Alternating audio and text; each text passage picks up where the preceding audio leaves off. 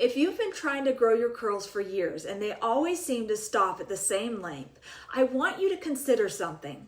What if your hair isn't growing slowly? What if you're just not keeping all the hair you're growing? Because growing hair and keeping hair are two completely different biological problems, and knowing which problem you actually have can completely change what you do next. When we say, my hair won't grow, we're usually lumping several completely different things together. There's growth, there's shedding, there's breakage, which affects length retention, and especially with curls, there's shrinkage. Those aren't different words for the same problem. Your hair grows from the follicle underneath your scalp, typically 1/2 inch per month. Once that strand emerges from your scalp, the part you see is the hair fiber. So imagine your hair grows 6 inches over a 12-month period. If during that same period you lose several inches from breakage along the ends, you aren't going to see 6 inches of additional length. Your hair grew, you just didn't retain everything you grew. And then curls make this even more interesting because our hair doesn't necessarily travel straight down. It bends, it curves, it spirals, it coils, and most people with curls tend to have several of these types going on at the same time. So your actual fiber can be getting longer without your hair appearing dramatically longer when you look in the mirror. Or some of it with a looser curl pattern can appear to grow faster or longer than parts that have a more defined curl pattern. That's why I want you to stop asking only, is my hair growing? And start investigating, where is my length going? First, stretch a curl. I am not asking you to pull your hair straight, but look at the difference between where the curl naturally sits and its actual length when gently extended. You may have way more length than you thought. Second, look at your ends. Do they maintain their fullness, or does your hair gradually become thinner and more see-through toward the bottom? Remember, those ends are the oldest hair on your head. They've lived through every wash day, detangling session, ponytail, color service, blow dryer, flat iron, vacation, sunny afternoon, pillowcase, and everything else you've done since that portion of the hair first emerged from the scalp. Hair doesn't biologically regenerate itself once it's outside the scalp, so keeping those ends in the best condition possible becomes incredibly important when length is your goal. And here's another clue I want you to look for. What does the hair you're losing actually look like?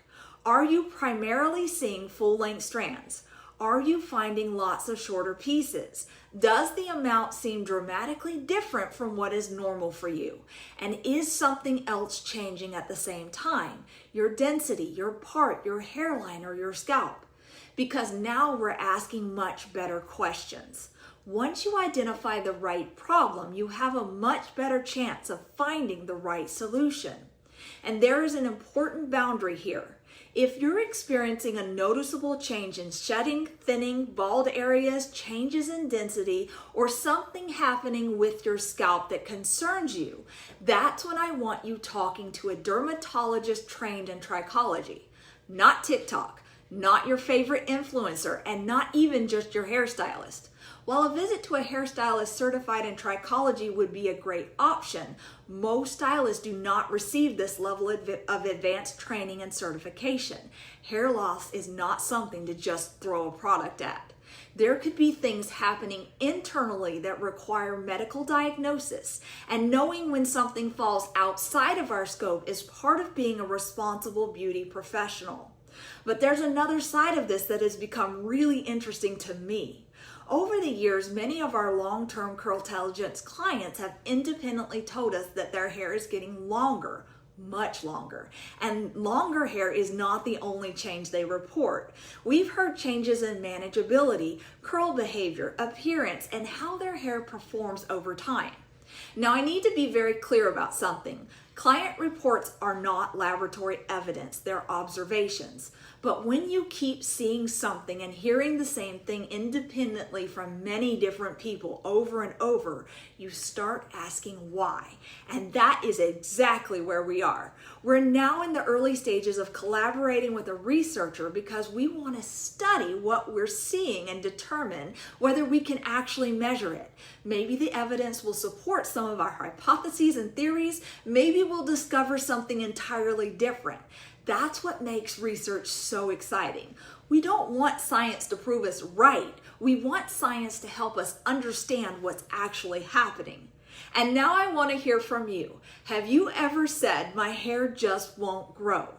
And after hearing this, which situation do you think you may actually be dealing with? Tell me in the comments, because I'm really curious how many people have been using growth to describe something completely different. And don't forget to check out the accompanying blog article, Your Curls Aren't Growing Slowly. You may be losing the link.